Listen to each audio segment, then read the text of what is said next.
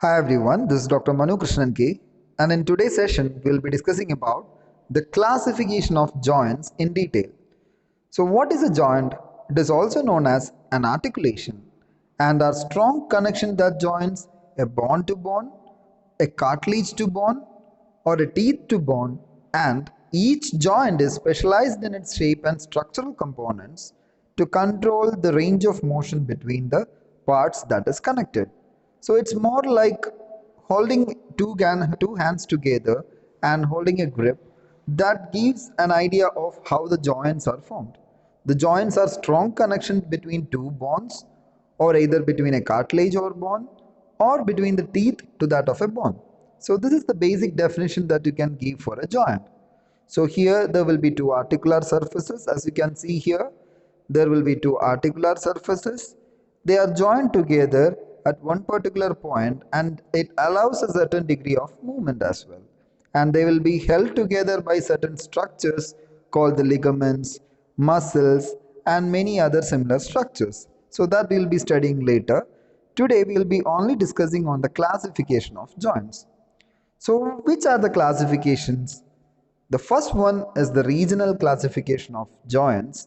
As per the location of the joints and the region in which it resides, we can classify the joints into different types. Then the second type of classification is according to the number of articulating surfaces. The third one is the structural classification, where we'll be seeing which are the binding materials that holds the joint together, and we will classify them accordingly. And the final one is the functional classification of joints. According to the mobility or according to the degree of movements, we can classify the joints into different types.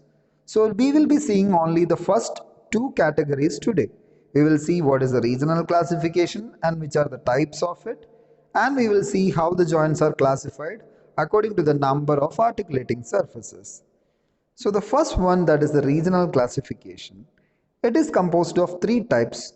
As I told you earlier, it is according to the location in which this particular joints are residing. So the first one is the skull type of joints, that is immovable type of joint which are present in the cranial vault.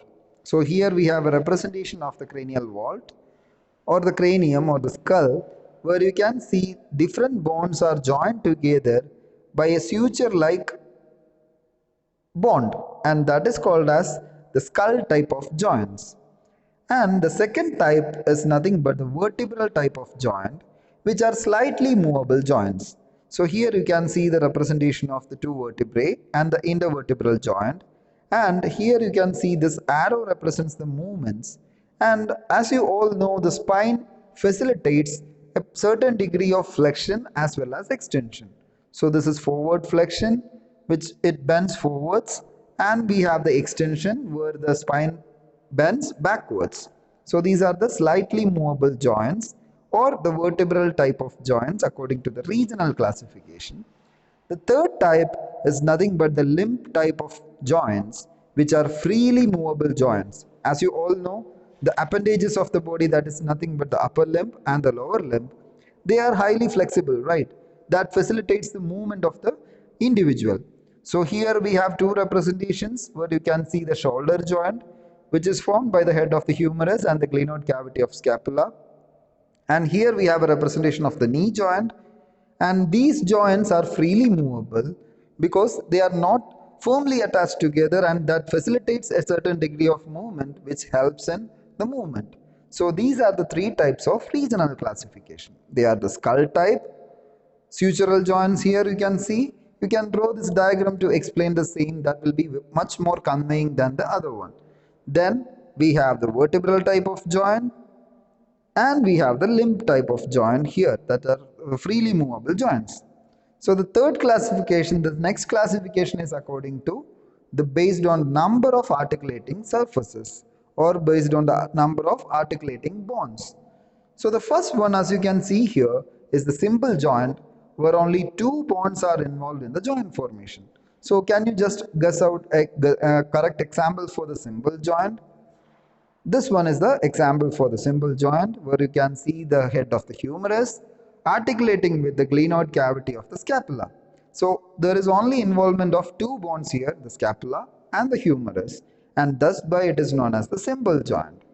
Then we have the second type, that is the compound joint, where more than two bonds involved to form a joint and they share a common joint capsule. So here in this diagram you can see the carpal bones and you can see the lower end of radius and ulna, and you can see how they are related or how they are articulating at the point of the wrist joint. So here multiple bonds are being articulating with each other to form a particular joint which is having a higher degree of movement, and that is termed as the compound joint, and this compound joint will be covered with a common joint capsule. So that defines the second type of classification. And the third type is the complex joint, where the joint is divided into two compartments by an articular disc. So here I have a representation of the knee joint, where the green color line represents the outer fibrous capsule of the joint and the blue color represents the menisci that separates the joint space into two compartments. We have the lateral menisci and the medial menisci, which divides the joint space into a superior compartment and an inferior compartment, and that's by dividing it into two different compartments, and that is called as a complex joint.